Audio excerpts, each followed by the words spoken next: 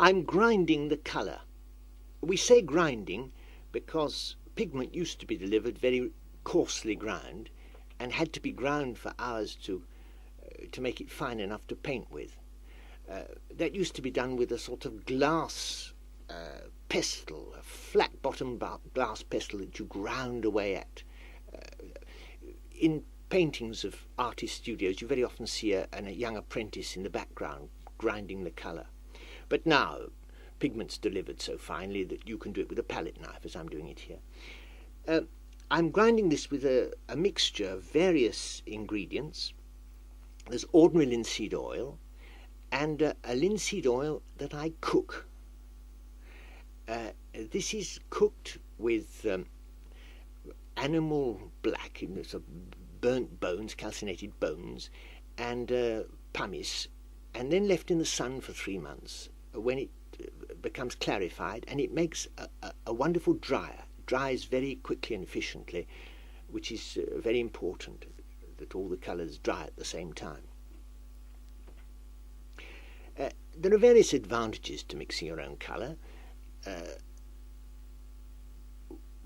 Two main advantages. One is that it's considerably cheaper, and the other is that you know exactly what is in the paint, so that you can control the paint, and you know how it's going to behave, how it's going to dry, which for the future of the painting is very important.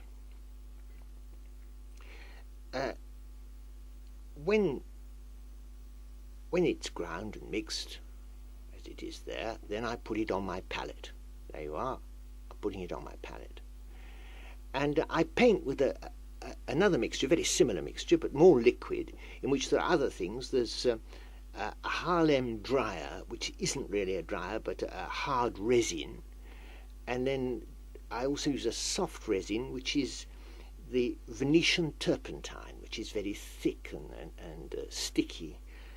And with these and with ordinary turpentine, it makes a mixture with which I can use paint for glazing. I can put a coat of paint, a thin coat of paint on another without disturbing it.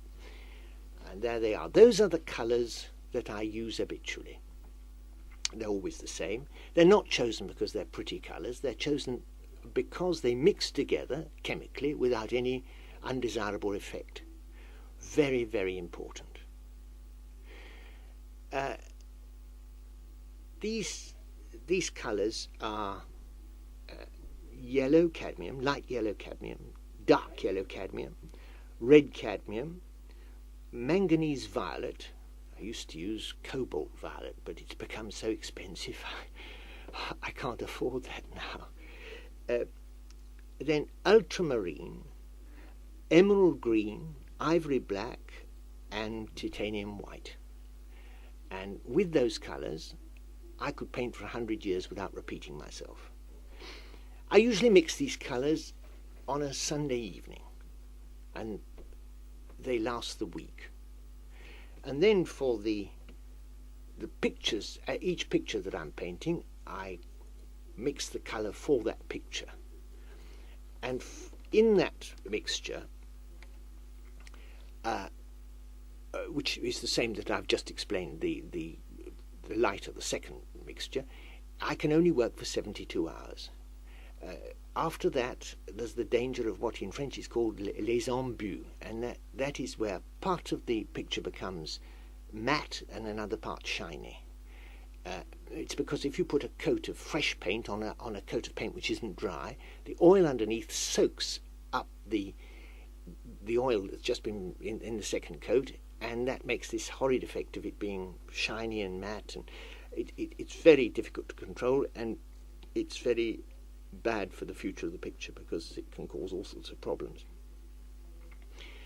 And so at the end of 72 hours I clean the whole thing off and I start again. The Apocalypse is believed to have been written around the year 95 AD, in the reign of Domitian, on the island of Patmos by a certain John. I see him lying with his elderly Remington in his dressing gown, totally unaware of the earthly paradise surrounding him, lost, like all writers, in the world of his imagination. His vision of a book sealed with 7 seals, which, as each is broken, conjure up the scourges of which man is at once the victim and the cause, seems eerily topical. In a Europe which has seen all the seals broken except the last, it reads like a metaphor for the 20th century. It wasn't until 4 centuries later that the text was canonized by the Church and became Holy Writ. Before that, it was simply a literary masterpiece and an extraordinary example of the wealth of our human imagination, which is the basis of all that we call art, and perhaps the only reason that the apocalypse still hasn't overtaken us. Of the 7 seals, the first 4 are the horses, the 4 horsemen of the apocalypse, which is the part which is best known because it's a subject which many painters have attempted. Of these 4 horses, the first is the white horse, and the text in the Bible reads, "Behold, a white horse, and he that sat on him had a bow, and a crown was given unto him, and he went forth conquering and to conquer." For me, this picture represents the unhealthy nationalism which reigned at the time of the beginning of the First World War, and in the spirit of which they went off to fight a war which really wasn't necessary.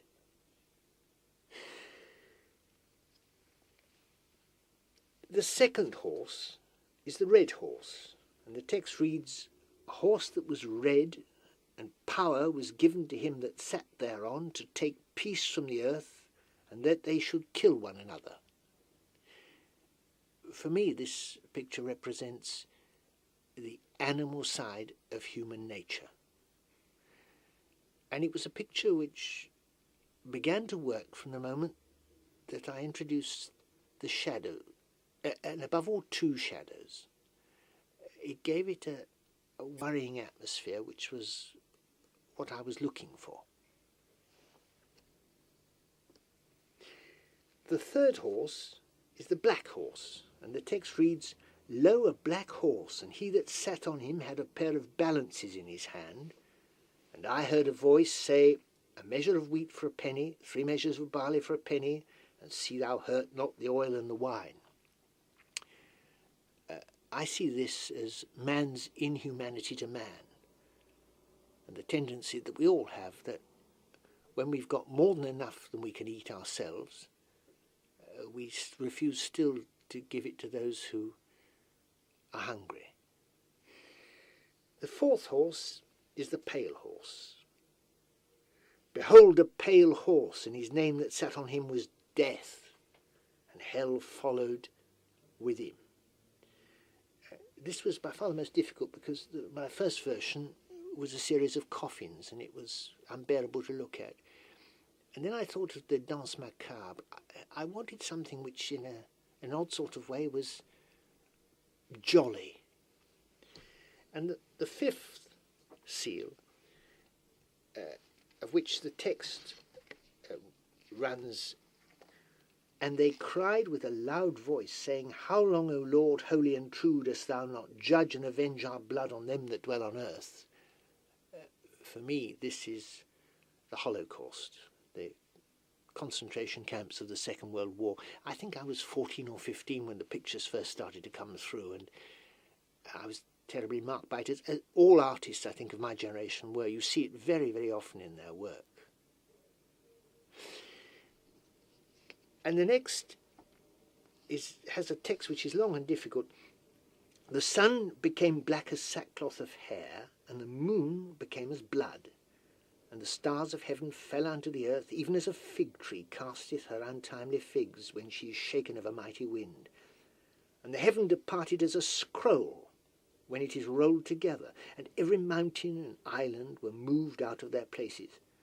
And the kings of the earth, and the great men, and the rich men, the chief captains, and the mighty men, and every bondman and every free man, hid themselves in the dens and in the rocks,